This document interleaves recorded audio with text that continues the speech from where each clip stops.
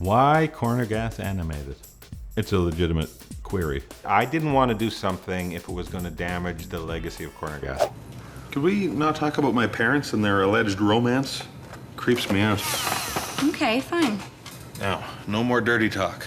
Hand me that big tool so I can mount this. Although a blatant cash grab is always a good reason to do something. Corner Gas was always about making that great live action show and finishing with a movie. Who trades a healthy horse for a broken down car? You traded the car? Horses don't break down. They run on grass and poop out fertilizer to make more grass. It's the circle of life. The television series was really successful. Then the movie was really successful. It was obvious there was still an appetite for these people in this little town getting up to what they do. We'd always talked about animated because Brent is a brilliant illustrator. He was interested yet guarded.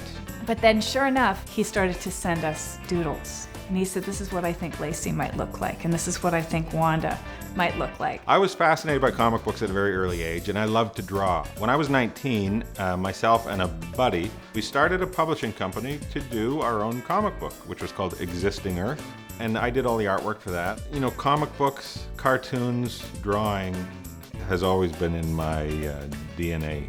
I'm not a medical doctor, by the way. I don't know a lot about DNA, but I believe it to be cellular.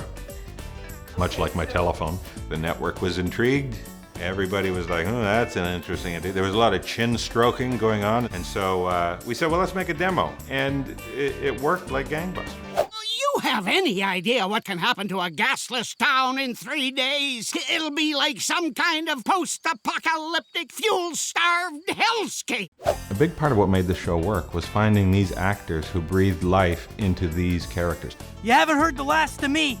I will fight for my right to potty! Are you trying to drug me so you can give me a haircut again? Go on, Lacey, get in there. Make your bladder gladder. You're gonna pay. Each of the actors, when they were in these characters, they had their rhythms and their idiosyncrasies and the things that they brought to it that made these characters come alive. How can this be? Come on. Oh, come on! So now the challenge is, can we bring that over into their cartoon counterparts? In the post-apocalyptic world that we pop into, I basically drew what I thought Oscar should look like in this situation, with the leather straps and the furry loincloth and the goalie mask. Sorry, what? I said give us your gas. What the hell did you think I said? Glibbish olgish. You're kind of muffled. I think you need a bigger mouth hole.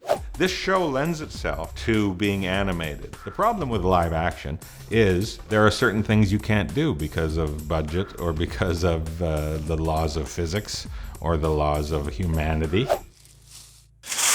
Oh, damn raccoons are back. Where's my BB gun? We can play more. And I think it allows Brent's imagination to go wilder than he's ever been able to go in the past.